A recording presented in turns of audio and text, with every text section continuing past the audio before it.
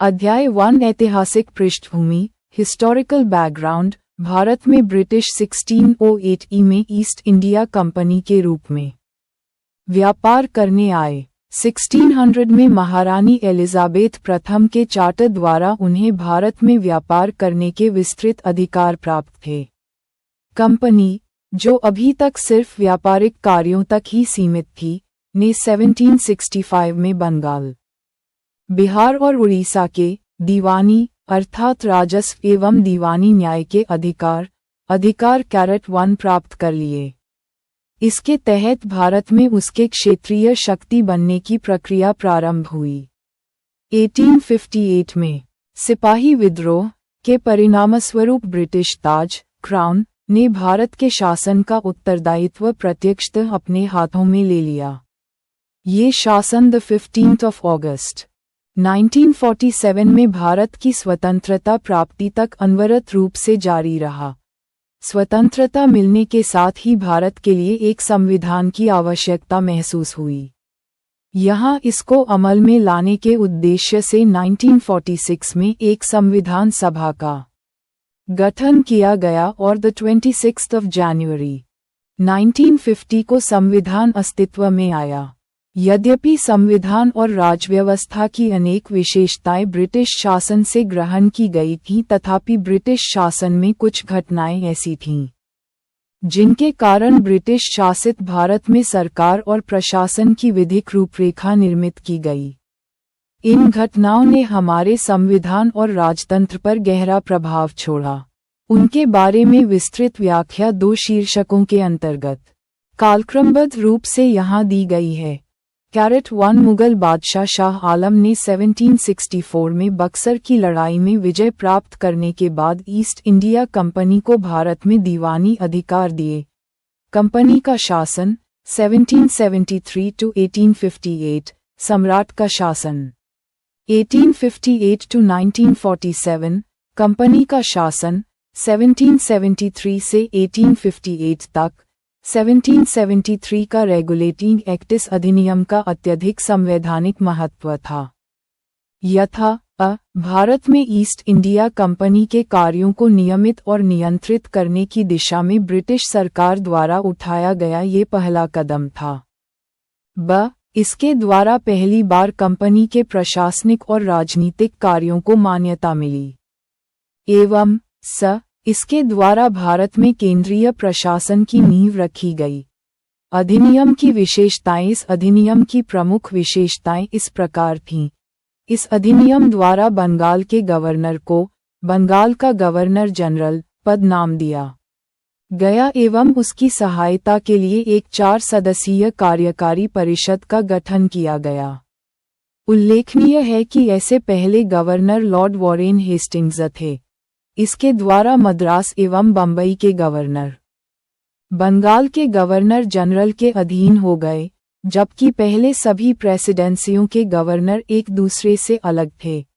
अधिनियम के अंतर्गत कलकत्ता में 1774 में एक उच्चतम न्यायालय की स्थापना की गई, जिसमें मुख्य न्यायाधीश और 3 अन्य न्यायाधीश थे। इसके तहत कंपनी के कर्मचारियों को निजी व्यापार करने और भारतीय लोगों से उपहार व रिश्वत लेना प्रतिबंधित कर दिया गया। इस अधिनियम के द्वारा ब्रिटिश सरकार का कोर्ट ऑफ डायरेक्टर्स कंपनी की गवर्निंग बॉडी के माध्यम से कंपनी पर नियंत्रण सशक्त हो गया। इसने भारत में इसके राजस्व, नागरिक और सैन्य मामलों की जानकारी ब्रिटिश सरकार को देना आवश्यक कर दिया गया।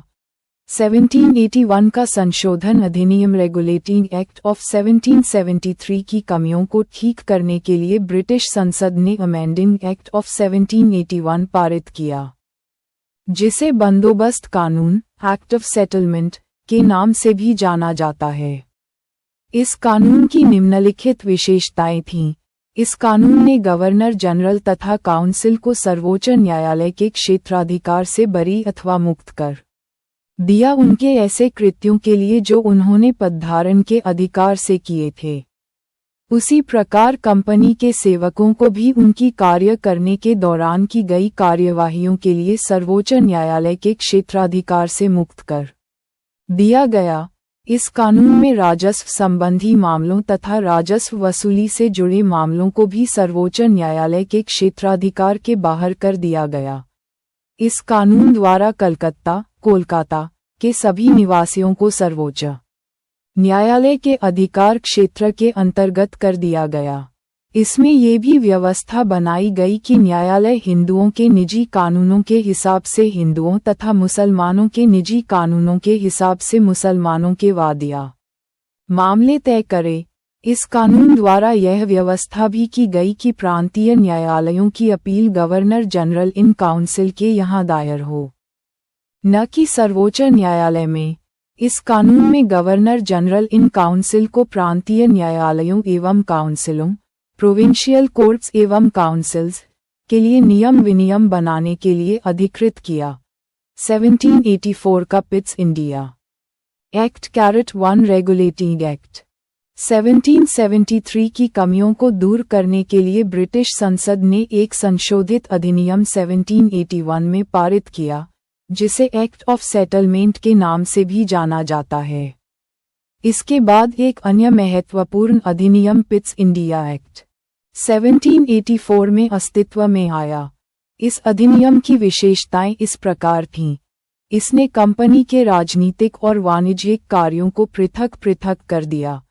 इसने निदेशक मंडल को कंपनी के व्यापारिक मामलों के अधीक्षण की अनुमति तो दे दी, लेकिन राजनीतिक मामलों के प्रबंधन के लिए नियंत्रण बोर्ड ऑफ कंट्रोल नाम से एक नए निकाय का गठन कर दिया।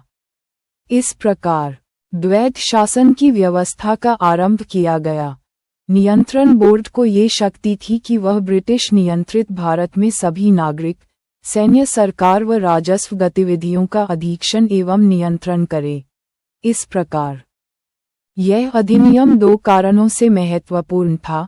पहला, भारत में कंपनी के अधीन क्षेत्र को पहली बार ब्रिटिश आधिपत्य का क्षेत्र कहा गया। दूसरा, ब्रिटिश सरकार को भारत में कंपनी के कार्यों और इसके प्रशासन पर पूर्ण नियंत्रण प्रदान किया गया। 1786 का अधिनियम 1786 में लॉर्ड कॉर्नवालिस को बंगाल का गवर्नर जनरल नियुक्त किया गया। उसने ये पद स्वीकार करने के लिए 2 शर्तें या मांगें रखीं। उसे विशेष मामलों में अपनी काउंसिल के निर्णयों को अधिभावी करने अथवा न मानने का अधिकार हो। उसे सेनापति अथवा कमांडर इन चीफ का पद भी दिया जाए। उपरोक्त शर्तों को 1786 के कानून में प्रावधानों के रूप में जोड़ा गया। 1793 का चार्टर कानून इस कानून की निम्नलिखित विशेषताएं थीं। इसने लॉर्ड कॉर्नवालिस को दी गई काउंसिल के निर्णयों के ऊपर अधिभावी शक्ति को भविष्य के सभी गवर्नर जनरलों एवं प्रेसिडेंसियों के गवर्नरों तक विस्तारित कर दिया। इसने गवर्नर जनरल को अधीनस्थ बॉम्बे और मद्रास प्रेसिडेंसियों की सरकारों के ऊपर अधिक नियंत्रणकारी शक्ति प्रदान की।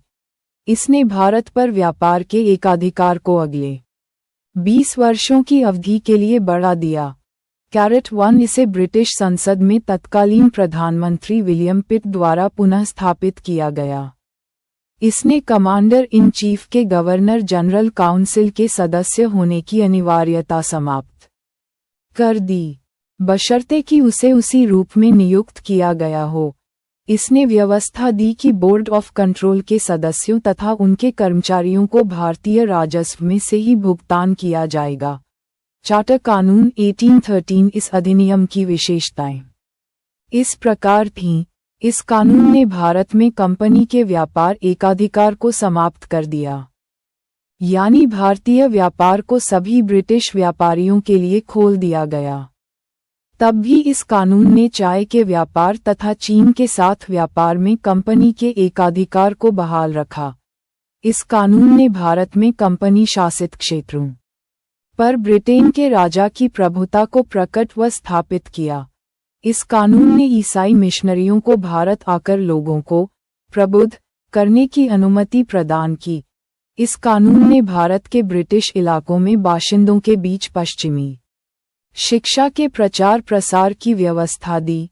इस कानून ने भारत की स्थानीय सरकारों को व्यक्तियों पर कर लगाने के लिए अधिकृत किया।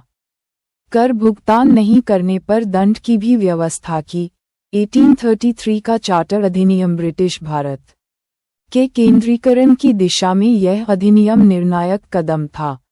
इस अधिनियम की विशेषताएं इस प्रकार थीं। इसने बंगाल के गवर्नर जनरल को भारत का गवर्नर जनरल बना दिया, जिसमें सभी नागरिक और सैन्य शक्तियां निहित थीं। इस प्रकार इस अधिनियम ने पहली बार एक ऐसी सरकार का निर्माण किया जिसका ब्रिटिश कब्जे वाले संपूर्ण भारतीय क्षेत्र पर पूर्ण नियंत्रण था। लॉर्ड विलियम बेंटिक भारत के प्रथम गवर्नर जनरल थे। इसने मद्रास और बंबई के गवर्नरों को विधायिका संबंधी शक्ति से वंचित कर दिया। भारत के गवर्नर जनरल को पूरे ब्रिटिश भारत में विधायिका के असीमित अधिकार प्रदान कर दिए गए। इसके अंतर्गत पहले बनाए गए कानूनों को नियामक कानून कहा गया और नए कानून के तहत बने कानूनों को एक्ट या अधिनियम कहा गया। दायां column right column east India company की एक व्यापारिक निकाय के रूप में की जाने वाली गतिविधियों को समाप्त कर दिया गया। अब यह विशुद्ध रूप से प्रशासनिक निकाय बन गया। इसके तहत कंपनी के अधिकार वाले क्षेत्र ब्रिटिश राजशाही और उसके उत्तराधिकारियों के विश्वास के तहत ही कब्जे में रह गए। चार्टर एक्ट 1833 ने सिविल सेवकों के चयन के लिए खुली प्रतियोगिता का आयोजन शुरू करने का प्रयास किया। इसमें कहा गया कि कंपनी में भारतीयों को किसी पद, कार्यालय और रोजगार को हासिल करने से वंचित नहीं किया जाएगा। हालांकि बोर्ड ऑफ डायरेक्टर्स के विरोध के कारण इस प्रावधान को समाप्त कर दिया गया। 1853 का चार्टर अधिनियम 1793 से 1853 के दौरान ब्रिटिश संसद द्वारा पारित किए गए चार्टर अधिनियमों की श्रृंखला में यह अंतिम अधिनियम था। संवैधानिक विकास की दृष्टि से यह अधिनियम एक महत्वपूर्ण अधिनियम था। इस अधिनियम की विशेषताएं इस प्रकार थीं। इसने पहली बार गवर्नर जनरल की परिषद के विधायी एवं प्रशासनिक कार्यों को अलग कर दिया। इसके तहत परिषद में 6 नए पार्षद और जोड़े गए। इन्हें विधान पार्षद कहा गया। दूसरे शब्दों में इसने गवर्नर जनरल के लिए नई विधान परिषद का गठन किया, जिसे भारतीय केंद्रीय विधान परिषद कहा गया। परिषद की इस शाखा ने छोटी संसद की तरह कार्य किया। इसमें वही प्रक्रियाएं अपनाई गई जो ब्रिटिश संसद में अपनाई जाती थीं। इस प्रकार विधायिका को पहली बार सरकार के विशेष कार्य के रूप में जाना गया, जिसके लिए विशेष मशीनरी और प्रक्रिया की जरूरत थी। इसने सिविल सेवकों की भर्ती एवं चयन हेतु खुली प्रतियोगिता व्यवस्था का आरंभ किया। इस प्रकार विशिष्ट सिविल सेवा कैरेट 1 भारतीय नागरिकों के लिए भी खोल दी गई और इसके लिए 1854 में भारतीय सिविल सेवा के संबंध में मैकॉले समिति की नियुक्त की गई। इसने कंपनी के शासन को विस्तारित कर दिया और भारतीय क्षेत्र को इंग्लैंड राजशाही के विश्वास के तहत कब्जे में रखने का अधिकार दिया। लेकिन पूर्व अधिनियमों के विपरीत इसमें किसी निश्चित समय का निर्धारण नहीं किया गया था। इससे स्पष्ट था कि संसद द्वारा कंपनी का शासन किसी भी समय समाप्त किया जा सकता था। कैरेट 1 उस समय कंपनी की सिविल सेवाएं 2 तरह की होती थीं। प्रसंविधाबद्ध सिविल सेवाएं, उच्च सिविल सेवाएं एवं गैर प्रसंविधाबद्ध सिविल सेवाएं, निम्न सेवाएं पहली कंपनी के कानून द्वारा निर्मित हुई, जबकि दूसरी अन्य तरह से। स्पष्ट था कि संसद द्वारा कंपनी का शासन किसी भी समय समाप्त किया जा सकता था। इसने प्रथम बार भारतीय केंद्रीय विधान परिषद में स्थानीय प्रतिनिधित्व प्रारंभ किया। गवर्नर जनरल की परिषद में 6 नए सदस्यों में से 4 का चुनाव बंगाल, मद्रास, बंबई और आगरा की स्थानीय प्रांतीय सरकारों द्वारा किया जाना था। ताज का शासन 1858 से 1947 तक। 1858 का भारत सरकार अधिनियम इस महत्वपूर्ण कानून का निर्माण 1857 के विद्रोह के बाद किया गया, जिसे भारत का प्रथम स्वतंत्रता संग्राम या सिपाही विद्रोह भी कहा जाता है। भारत के शासन को अच्छा बनाने वाला अधिनियम नाम के प्रसिद्ध इस कानून ने ईस्ट इंडिया कंपनी को समाप्त कर दिया और गवर्नरों, क्षेत्रों और राजस्व संबंधी शक्तियां ब्रिटिश राजशाही को हस्तांतरित कर दीं। इस अधिनियम की विशेषताएं इस प्रकार थीं। इसके तहत भारत का शासन सीधे महारानी विक्टोरिया के अधीन चला गया। गवर्नर जनरल का पदनाम बदलकर भारत का वायसराय कर दिया गया। वह वायसराय भारत में ब्रिटिश ताज का प्रत्यक्ष प्रतिनिधि बन गया। लॉर्ड कैनिंग भारत के प्रथम वायसराय बने। इस अधिनियम ने नियंत्रण बोर्ड और निदेशक कोर्ट समाप्त कर भारत में शासन की द्वैत प्रणाली समाप्त कर दी। एक नए पद, भारत के राज्य सचिव, का सृजन किया गया, जिसमें भारतीय प्रशासन पर संपूर्ण नियंत्रण की शक्ति निहित थी। ये सचिव ब्रिटिश कैबिनेट का सदस्य था और अंततः ब्रिटिश संसद के प्रति उत्तरदायी था। भारत सचिव की सहायता के लिए 15 सदस्यीय परिषद का गठन किया गया, जो एक सलाहकार परिषद थी। परिषद का अध्यक्ष भारत सचिव को बनाया गया। इस कानून के तहत भारत सचिव की परिषद का गठन किया गया, जो एक निगमित निकाय थी और जिसे भारत और इंग्लैंड में मुकदमा करने का अधिकार था। इस पर भी मुकदमा किया जा सकता था। यहाँ ये ध्यान दिया जाना चाहिए कि इस अधिनियम ने भारत में प्रचलित सरकार की प्रणाली को किसी भी तरह से नहीं बदला, बल्कि स्वयं को उस मशीनरी तंत्र के सुधार तक ही सीमित कर लिया जिसके द्वारा इंग्लैंड में भारतीय सरकार का पर्यवेक्षण और नियंत्रण किया जाना था। 1861 का भारत परिषद अधिनियम 1857 की महान क्रांति के बाद ब्रिटिश सरकार ने महसूस किया कि भारत में शासन चलाने के लिए भारतीयों का सहयोग लेना आवश्यक है। इस सहयोग नीति के तहत ब्रिटिश संसद ने 1861, 1892 और 1909 में 3 नए अधिनियम पारित किए। 1861 का भारत परिषद अधिनियम भारतीय संवैधानिक और राजनीतिक इतिहास में एक महत्वपूर्ण अधिनियम था। इस अधिनियम की विशेषताएं इस प्रकार थीं। इसके द्वारा कानून बनाने की प्रक्रिया में भारतीय प्रतिनिधियों को शामिल करने की शुरुआत हुई। इस प्रकार वायसराय कुछ भारतीयों को विस्तारित परिषद में गैर सरकारी सदस्यों के रूप में नामांकित कर सकता था। 1862 में लॉर्ड कैनिंग ने 3 भारतीयों, बनारस के राजा, पटियाला के महाराजा और सर दिनकर राव को विधान परिषद में मनोनीत किया।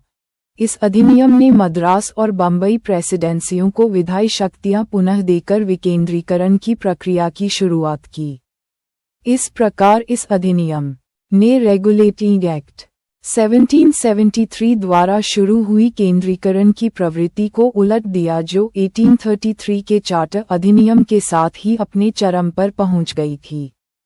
इस विधायी विकास की नीति के कारण 1937 तक प्रांतों को संपूर्ण आंतरिक स्वायत्तता हासिल हो गई। बंगाल, उत्तर पश्चिम सीमा प्रांत और पंजाब में क्रमशः 1862, 1866 और 1897 में विधान परिषदों का गठन हुआ।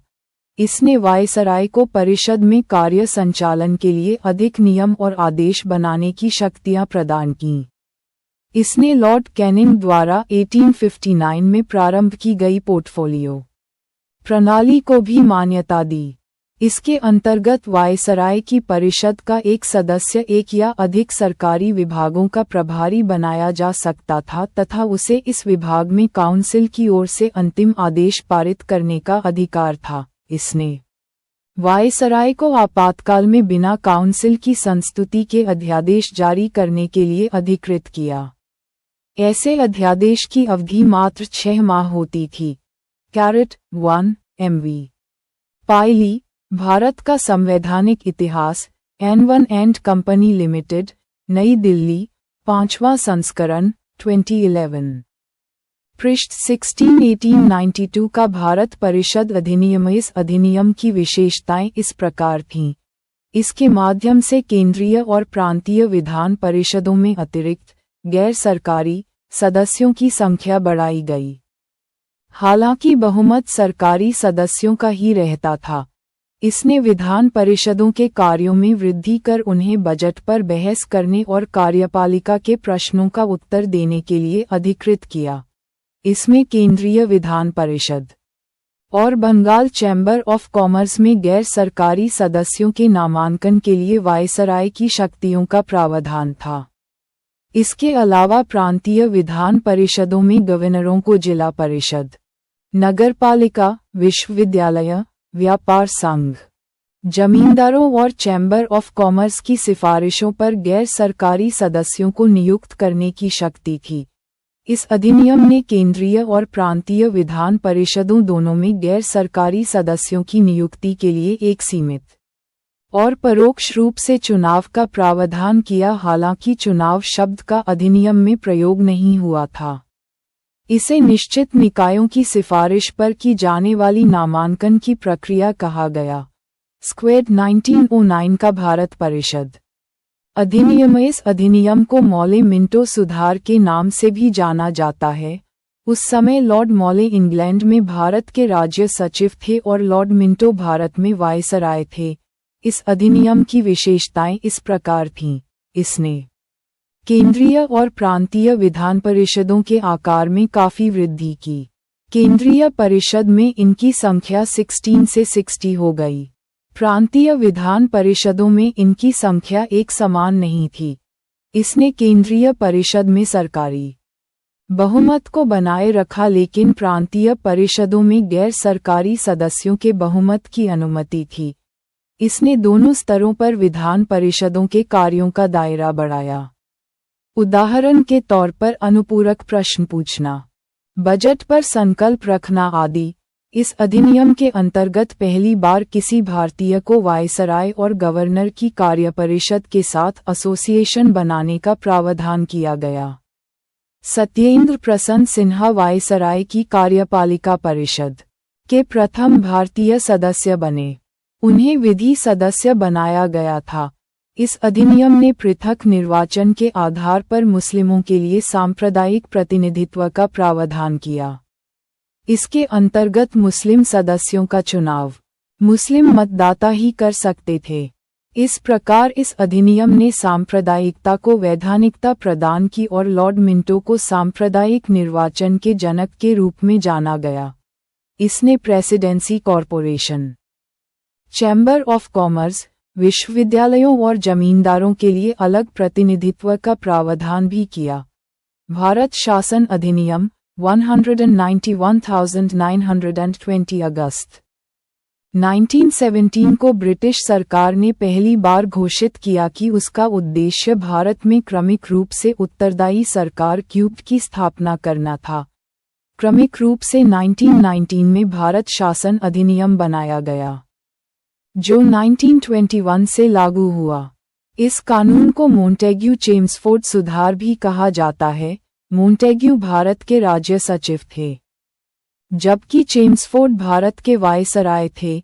इस अधिनियम की विशेषताएं इस प्रकार थीं। इस अधिनियम ने प्रशासन के सभी विषयों को दो श्रेणियों, केंद्रीय विषयों और प्रांतीय विषयों में वर्गीकृत करने का प्रावधान किया। यह वर्गीकरण अधिनियम के तहत बनाए गए न्यागमन नियमों द्वारा किया गया था। इन नियमों ने केंद्र से प्रांतों को सत्ता के हस्तांतरण को आसान बना दिया। इस तरह अधिनियम ने प्रांतों पर केंद्रीय नियंत्रण को शिथिल कर दिया। केंद्रीय और प्रांतीय विधान परिषदें को अपनी सूचियों के विषयों पर विधान बनाने का अधिकार प्रदान किया गया, लेकिन सरकार का ढांचा केंद्रीय और एकात्मक ही बना रहा। इसने प्रांतीय विषयों को पुनः दो भागों में विभक्त किया, हस्तांतरित और आरक्षित। हस्तांतरित विषयों में सार्वजनिक स्वास्थ्य, शिक्षा, स्थानीय स्वशासन, कृषि आदि शामिल थे। बजट की व्यवस्था को ब्रिटिशकालीन भारत में 1860 से शुरू किया गया। स्क्वेड B N Shukla, the constitution of India, Eastern Book Company, 10वां संस्करण 2001, पृष्ठ A-10, क्यूब्ड घोषणा ने स्थापित किया कि ब्रिटिश शासन की संसद की नीति प्रशासन की प्रत्येक शाखा में भारतीयों की भागीदारी बढ़ाने और स्वशासन संस्थाओं का क्रमिक विकास करने की थी, ताकि ब्रिटिश साम्राज्य के आंतरिक भाग के रूप में भारत उत्तरदायी सरकार की प्रगतिशील प्राप्ति की जा सके। जबकि आरक्षित विषयों में पुलिस, न्याय प्रशासन, जेल, भूमि राजस्व, वित्त आदि शामिल थे। हस्तांतरित विषयों पर गवर्नर का शासन होता था और इस कार्य में वह उन मंत्रियों की सहायता लेता था जो विधान परिषद के प्रति उत्तरदायी थे। दूसरी ओर आरक्षित विषयों पर गवर्नर कार्यपालिका परिषद की सहायता से शासन करता था, जो विधान परिषद के प्रति उत्तरदायी नहीं थी। शासन की इस दोहरी व्यवस्था को द्वैध यूनानी शब्द डाइआर्की से व्युत्पन्न शासन व्यवस्था कहा गया। हालांकि यह व्यवस्था काफी हद तक असफल ही रही। 3. इस अधिनियम ने पहली बार देश में द्विसदनीय व्यवस्था और प्रत्यक्ष निर्वाचन की व्यवस्था प्रारंभ की। इस प्रकार भारतीय विधान परिषद के स्थान पर द्विसदनीय व्यवस्था यानी राज्यसभा और लोकसभा का गठन किया गया। दोनों सदनों के बहुसंख्यक सदस्यों को प्रत्यक्ष निर्वाचन के माध्यम से निर्वाचित किया जाता था। 4. इसके अनुसार वायसराय की कार्यकारी परिषद के 6 सदस्यों में से कमांडर इन चीफ को छोड़कर 3 सदस्यों का भारतीय होना आवश्यक था। 5. इसने सांप्रदायिक आधार पर सिखों, भारतीय ईसाइयों, आंग्ल भारतीयों और यूरोपियों के लिए भी पृथक निर्वाचन के सिद्धांत को विस्तारित कर दिया। 6. इस कानून ने संपत्ति, कर या अन्य योग्यताओं के आधार पर सीमित संख्या में लोगों को मताधिकार प्रदान किया। 7. इस कानून ने लंदन में भारत के उच्चायुक्त के कार्यालय का सृजन किया और अब तक भारत सचिव द्वारा किए जा रहे कुछ कार्यों को उच्चायुक्त को स्थानांतरित कर दिया गया। 8. इससे एक लोक सेवा आयोग का गठन किया गया। अतः 1926 में सिविल सेवकों की भर्ती के लिए केंद्रीय लोक सेवा आयोग का गठन किया गया। 9. इसने पहली बार केंद्रीय बजट को राज्यों के बजट से अलग कर दिया और राज्य विधानसभाओं को अपना बजट स्वयं बनाने के लिए अधिकृत कर दिया। 10. इसके अंतर्गत एक वैधानिक आयोग का गठन किया गया, जिसका कार्य इस वर्ष बाद जांच करने के बाद अपनी रिपोर्ट प्रस्तुत करना था। 11. इसने एक चैम्बर ऑफ प्रेसेंस, जिसे नरेंद्र मंडल के नाम से भी जाना जाता है, की स्थापना का प्रस्ताव रखा। चेंबर का उद्घाटन 1921 में हुआ था। इसमें 120 सदस्य यानी 108 राज्यों के राजकुमार और अन्य राज्यों के 12 प्रतिनिधि शामिल थे। इसका नेतृत्व वायसराय, गवर्नर जनरल, करता था। इसने आम हित के मामलों पर परामर्श और चर्चा को आसान बनाया। साइमन आयोग ब्रिटिश सरकार ने नवंबर 1927 में, यानी निर्धारित समय से 2 वर्ष पूर्व ही, नए संविधान में भारत की स्थिति का पता लगाने के लिए सर जॉन साइमन के नेतृत्व में 7 सदस्यीय वैधानिक आयोग के गठन की घोषणा की। आयोग के सभी सदस्य ब्रिटिश थे, इसलिए सभी दलों ने इसका बहिष्कार किया। आयोग ने 1930 में अपनी रिपोर्ट पेश की तथा द्वैध शासन प्रणाली, राज्यों में सरकारों का विस्तार, ब्रिटिश भारत के संघ की स्थापना एवं सांप्रदायिक निर्वाचन व्यवस्था को जारी रखने आदि की सिफारिशें की। आयोग के प्रस्तावों पर विचार करने के लिए ब्रिटिश सरकार ने ब्रिटिश भारत और भारतीय रियासतों के प्रतिनिधियों के साथ 3 गोलमेज सम्मेलन किए। इन सम्मेलनों में हुई चर्चा के आधार पर संवैधानिक सुधारों पर एक श्वेत पत्र तैयार किया गया, जिसे विचार के लिए ब्रिटिश संसद की संयुक्त प्रवर समिति के समक्ष रखा गया। इस समिति की सिफारिशों को कुछ संशोधनों के साथ भारत परिषद अधिनियम 1935 में शामिल कर दिया गया। सांप्रदायिक अवार्ड ब्रिटिश प्रधानमंत्री रेमजे मैकडॉनल्ड ने अगस्त 1932 में अल्पसंख्यकों के प्रतिनिधित्व पर एक योजना की घोषणा की। इसे कम्युनल अवार्ड या सांप्रदायिक अवार्ड के नाम से जाना गया। अवार्ड ने न सिर्फ मुस्लिमों, सिख, ईसाई, यूरोपियनों और आंग्ल भारतीयों के लिए अलग निर्वाचन व्यवस्था का विस्तार किया बल्कि इसे दलितों के लिए भी विस्तारित कर दिया गया। दलितों के लिए अलग निर्वाचन व्यवस्था से गांधी बहुत व्यथित हुए और उन्होंने अवार्ड में संशोधन के लिए पूना की यरवदा जेल में अनशन प्रारंभ कर दिया। अंततः कांग्रेस और दलित वर्ग के नेता डॉक्टर B.R. अंबेडकर के बीच एक समझौता हुआ, जिसे पूना समझौते के नाम से जाना गया। इसमें संयुक्त हिंदू निर्वाचन व्यवस्था को बनाए रखा गया और दलितों के लिए स्थान भी आरक्षित कर दिए गए। ब्रिटिश सरकार ने पूना पैक्ट को स्वीकार कर लिया और शोषित वर्गों, अनुसूचित जातियों को दोहराने के लिए सांप्रदायिक अवार्ड में संशोधन किया। इसका मतलब ये है कि दलितों वर्गों के संबंध में अलग निर्वाचक मंडल के प्रावधानों को सांप्रदायिक अवार्ड में निहित ये भारत में उच्च नागरिक सेवाओं 1923-24 पर ली आयोग की सिफारिशों पर किया गया। दायित्व की योजना से हटा दिया गया। इसके बाद पूना पैक्ट के प्रावधानों को 1935 के अगले भारत सरकार अधिनियम में शामिल किया गया। दूसरे शब्दों में 1935 के अधिनियम के तहत केंद्रीय और प्रांतीय विधानमंडलों की संरचना इस संशोधित सांप्रदायिक अधिनियम पर आधारित थी। भारत शासन अधिनियम 1935 यह अधिनियम भारत में पूर्ण उत्तरदायी सरकार के गठन में एक मील का पत्थर साबित हुआ। यह एक लंबा और विस्तृत दस्तावेज था, जिसमें 321 धाराएं और 10 अनुसूचियां थीं। इस अधिनियम की विशेषताएं इस प्रकार थीं। इसने अखिल भारतीय संघ की स्थापना की, जिसमें राज्य और रियासतों को एक इकाई की तरह माना गया।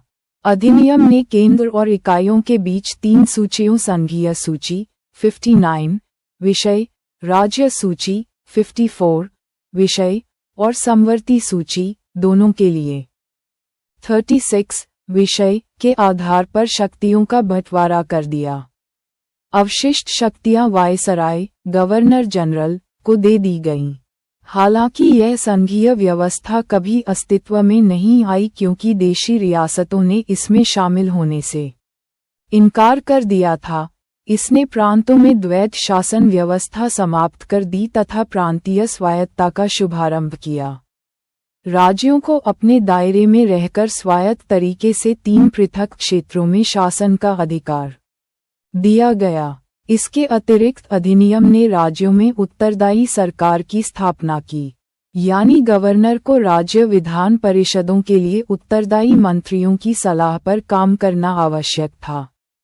यह व्यवस्था 1937 में शुरू की गई और 1939 में इसे समाप्त कर दिया गया। इसने केंद्र में द्वैत शासन प्रणाली का आरंभ किया। परिणामस्वरूप संघीय विषयों को स्थानांतरित और आरक्षित विषयों में विभक्त करना पड़ा। हालांकि यह प्रावधान कभी लागू नहीं हो सका। इसने 11 राज्यों में से 6 में द्विसदनीय व्यवस्था प्रारंभ की। इस प्रकार बंगाल, बम्बई, मद्रास, बिहार, संयुक्त प्रांत और असम में द्विसदनीय विधान परिषद और विधानसभा बन गई। हालांकि इन पर कई प्रकार के प्रतिबंध थे। इसने दलित वर्गों, अनुसूचित जातियों के लिए एक निश्चित संख्या में सामान्य सीटें आरक्षित कीं। इसने महिलाओं और श्रमिकों को विशेष प्रतिनिधित्व भी दिया। इसने भारत शासन अधिनियम 1858 द्वारा स्थापित भारत परिषद को समाप्त कर दिया। इंग्लैंड में भारत सचिव को सलाहकारों की टीम मिल गई। इसने मताधिकार का विस्तार किया। लगभग 10% जनसंख्या को मत का अधिकार मिल गया। इसके अंतर्गत देश की मुद्रा और साख पर नियंत्रण के लिए भारतीय रिजर्व बैंक की स्थापना की गई। इसने न केवल संघीय लोक सेवा आयोग की स्थापना की बल्कि प्रांतीय सेवा आयोग और 2 या अधिक राज्यों के लिए संयुक्त सेवा आयोग की स्थापना भी की।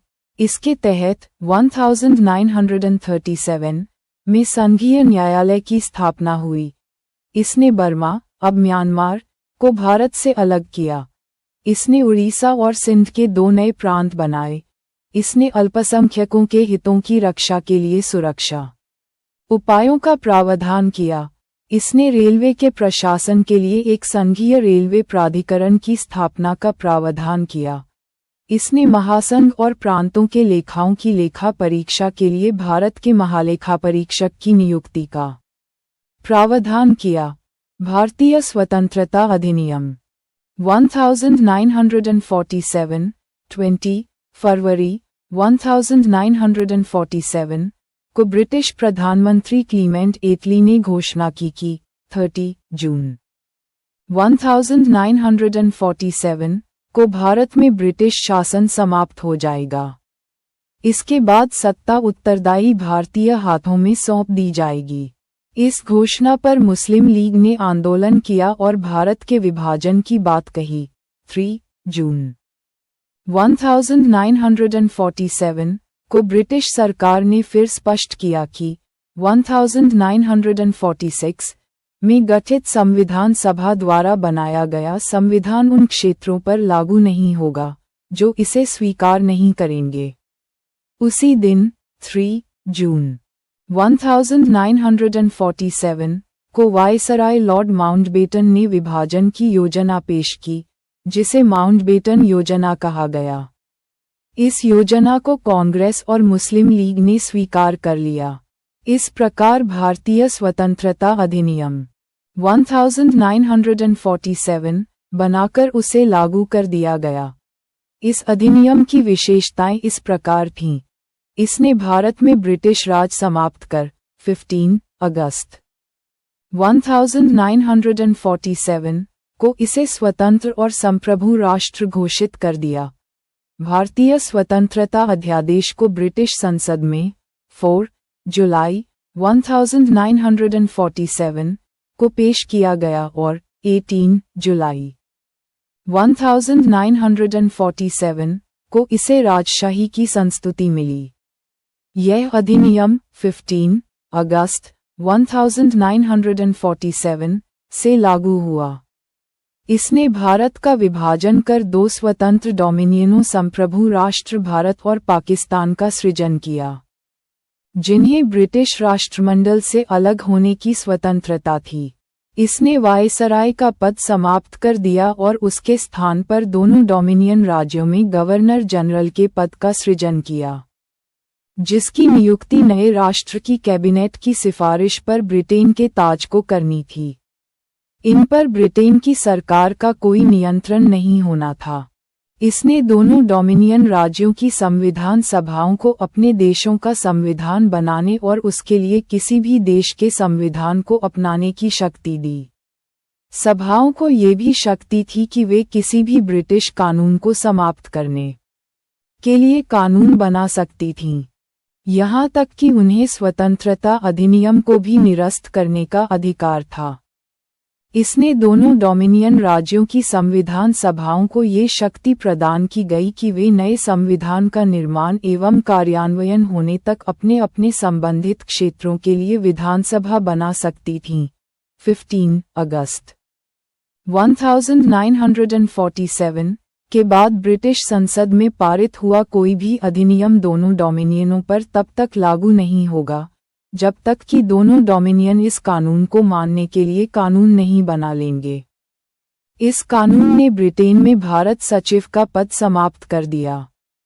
इसकी सभी शक्तियां राष्ट्रमंडल मामलों के राज्य सचिव को स्थानांतरित कर दी गईं।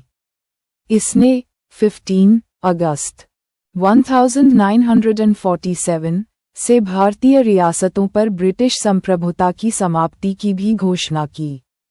इसके साथ ही आदिवासी क्षेत्र समझौता संबंधों पर भी ब्रिटिश हस्तक्षेप समाप्त हो गया। इसने भारतीय रियासतों को ये स्वतंत्रता दी कि वे चाहें तो भारत डोमिनियन या पाकिस्तान डोमिनियन के साथ मिल सकती हैं या स्वतंत्र रह सकती हैं।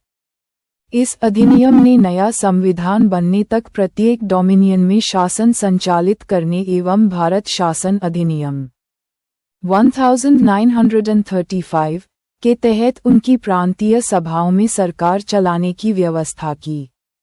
हालांकि दोनों डोमिनियन राज्यों को इस कानून में सुधार करने का अधिकार था। इसने ब्रिटिश शासक को विधेयकों पर मताधिकार और उन्हें स्वीकृत करने के अधिकार से वंचित कर दिया। लेकिन ब्रिटिश शासक के नाम पर गवर्नर जनरल को किसी भी विधेयक को स्वीकार करने का अधिकार प्राप्त था। इसके अंतर्गत भारत के गवर्नर जनरल एवं प्रांतीय गवर्नरों को राज्यों का संवैधानिक प्रमुख नियुक्त किया गया। इन्हें सभी मामलों पर राज्यों की मंत्रिपरिषद के परामर्श पर कार्य करना होता था। इसने शाही उपाधि से भारत का सम्राट शब्द समाप्त कर दिया। इसने भारत के राज्य सचिव द्वारा सिविल सेवा में नियुक्तियां करने और पदों में आरक्षण करने की प्रणाली समाप्त कर दी। 15 अगस्त 1947 से पूर्व के सिविल सेवा कर्मचारियों को वही सुविधाएं मिलती रहीं जो उन्हें पहले से प्राप्त थीं। 15 अगस्त 1947 की मध्य रात्रि को भारत में ब्रिटिश शासन का अंत हो गया और समस्त शक्तियां दो नए स्वतंत्र डोमिनियनों भारत और पाकिस्तान को स्थानांतरित कर दी गईं। लॉर्ड माउंटबेटन नए डोमिनियन भारत के प्रथम गवर्नर जनरल बने। उन्होंने जवाहरलाल नेहरू को भारत के पहले प्रधानमंत्री के रूप में शपथ दिलाई। 1946 में बनी संविधान सभा को स्वतंत्र भारतीय डोमिनियन की संसद के रूप में स्वीकार कर लिया गया। अंतरिम सरकार 1946 और स्वतंत्र भारत की पहली कैबिनेट 1947 दोनों के सदस्यों का उल्लेख क्रमशः तालिका 1.1 और 1.2 में किया गया है। तो राज्यों के बीच सीमाओं का निर्धारण रेडक्लिफ की अध्यक्षता वाले सीमा आयोग ने किया। पाकिस्तान में पश्चिमी पंजाब, सिंध, बलूचिस्तान, पूर्वी बंगाल, उत्तर पश्चिम सीमांत क्षेत्र और असम का सिलहट जिला शामिल किया गया। उत्तर पश्चिम सीमांत क्षेत्र और सिलहट में जनमत संग्रह पाकिस्तान के पक्ष में थे। तालिका 1.1 अंतरिम सरकार 1946 क्र. सम सदस्य धारित विभाग जवाहरलाल नेहरू परिषद के उपाध्यक्ष, राष्ट्रमंडल संबंध तथा विदेशी मामले, सरदार वल्लभभाई पटेल गृह, सूचना एवं प्रसारण, डॉक्टर राजेंद्र प्रसाद खाद्य एवं कृषि, जॉन मथाई उद्योग एवं नागरिक आपूर्ति, सदस्य धारित विभाग 5, जगजीवन राम श्रम 6, सरदार बलदेव सिंह रक्षा 7, C.H. भाभा कार्य खान एवं ऊर्जा 8, लियाकत अली खान वित्त 9, I. चुंद्रीग डाक एवं वायु 10, आसफ अली रेलवे एवं परिवहन 11, C. राजगोपालाचारी शिक्षा एवं कला 12, I. चुंद्रीग वाणिज्य 13, गजनफर अली खान स्वास्थ्य 14, जोगेंद्र नाथ मंडल विधि नोट अंतरिम सरकार के सदस्य वायसराय की कार्यकारिणी परिषद के सदस्य थे। वायसराय परिषद का प्रमुख बना रहा, लेकिन जवाहरलाल नेहरू को परिषद का उपाध्यक्ष बनाया गया। तालिका 1.2 स्वतंत्र भारत का पहला मंत्रिमंडल 1947 क्र.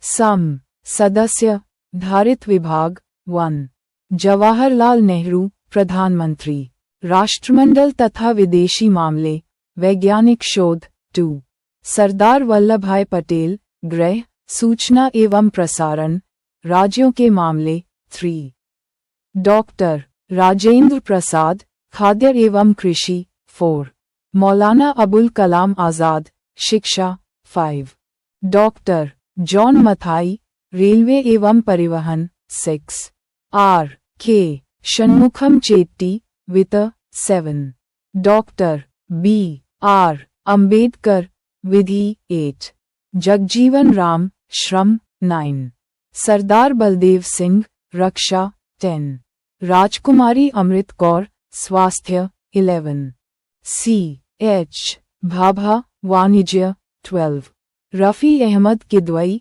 संचार 13, डॉक्टर श्यामा प्रसाद मुखर्जी, उद्योग एवं आपूर्ति 14, नरहर विष्णु गाडगिल, कार्य, खान एवं ऊर्जा।